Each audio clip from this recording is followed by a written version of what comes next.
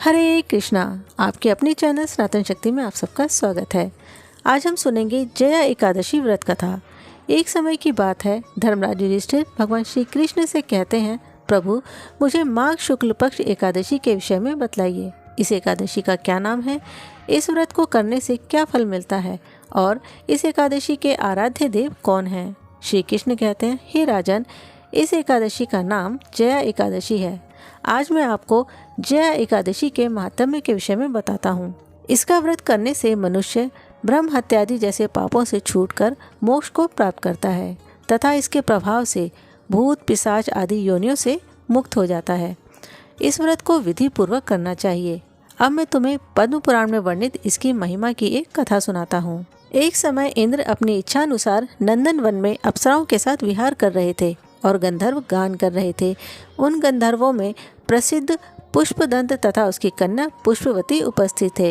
उन्हीं के साथ चित्रसेन तथा उसकी स्त्री मालिनी अपने पुत्र माल्यवान के साथ उपस्थित थे। पुष्पवती गंधर्व कन्या माल्यवान को देखकर उस पर मोहित हो गई और माल्यवान पर कामवाण चलाने लगी। उसने अपने रूप, लावण्य और हाव भाव से माल्यवान को वश में कर लिया। हे राजन, वो पुष्पवती अत्यंत ही सुंदर थी। अब वे दोनों इंद्र को प्रसन्न करने के लिए गान करने लगे, परंतु परस्पर मोहित हो जाने के कारण उनका मन भ्रमित हो गया था। उन दोनों के गायन में कुछ भी स्वर ताल नहीं था। इस कारण से इंद्र ने उनके प्रेम को समझ लिया और उन्होंने इसे अपना अपमान समझकर उन्हें श्राप दे दिया। इंद्र ने कहा, हे मूर्खों, तुम्हें लज्जा नहीं आती? तुमने मेरी आज्ञा का उल्लंघन किया है, इसीलिए तुम्हारा धिक्कार है। अब तुम दोनों स्त्री पुरुष के रूप में मृत्यु लोक में जाकर पिशाच रूप धारण करो और अपने कर्मों का फल भोगो।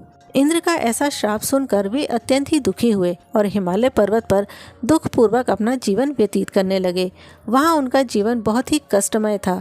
इस कारण से उन्हें एक क्षण के लिए भी निद्रा नहीं आती थी। एक दिन पिशाच ने अपनी स्त्री से कहा, पिछले जन्म में न जाने हमने कौन से पाप किए थे जिससे हमें ये दुखदायी पिशाच की योनि प्राप्त हुई है।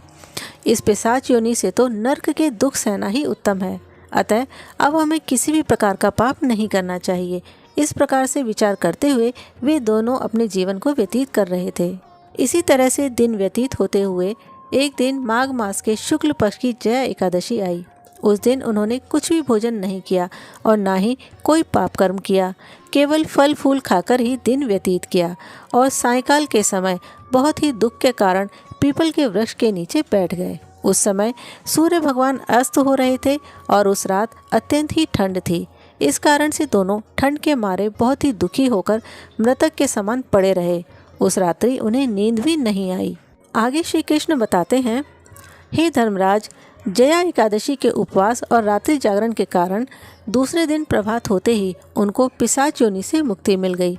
अत्यंत सुंदर गंधर्व और अप्सरा की देह धारण कर सुंदर आभूषणों से अलंकृत होकर उन्होंने स्वर्गलोक को प्रस्थान किया। उस समय आकाश में देवता उनकी स्तुति करते हुए पुष्प वर्षा कर रहे थे। स्वर्गलोक में जाकर इन दोनों ने देवराज इंद्र को प्रणाम किया। इंद्र इनको पहले जैसे रूप में देखकर अत्यंत ही आश्चर्यचकित हुए और पूछने लगे कि तुमने अपनी पिशाच योनि से किस प्रकार छुटकारा पाया, सो सब हमें बतलाओ। मूल्यवान बोले, हे देवेंद्र, भगवान विष्णु की कृपा और जया एकादशी के व्रत के प्रभाव से हमारी पिशाच देह छुटी है। इस पर इंद्र बोले, हे माल्यवान, भगवान विष्णु की कृपा और एकादशी का व्रत करने से न केवल आप पिशाच योनि से छूटे हैं, बल्कि हम देवताओं के भी वंदनीय हो गए हैं, क्योंकि भगवान विष्णु और शिव के भक्त हम लोगों के वंदनीय हैं। अतः आप धन्य हैं। अब आप पुष्पवती के साथ जाकर सुखपूर्वक रहें। कथा के अंत में भगवान श्री कृष्ण कहते हैं, हे धर्मराज युधिष्ठिर, इस जया एकादशी के व्रत से बुरी योनियाँ छूट जाती हैं। जिस मनुष्य ने इस एकादशी का व्रत किया है उसने मानो सब यज्ञ, जप, दान आदि कर लिए हैं। जो मनुष्य जया एकादशी का व्रत करते हैं वे अवश्य ही हजारों वर्षों तक स्वर्ग में वास करते हैं। तो दोस्तों, ये थी जया एकादशी की पौराणिक व्रत कथा। इसी तरह से और व्रत, पूजा विधि, पौराणिक व्रत कथाएं आदि जानने के लिए हमारे चैनल को सब्सक्राइब करें। हरे कृष्णा।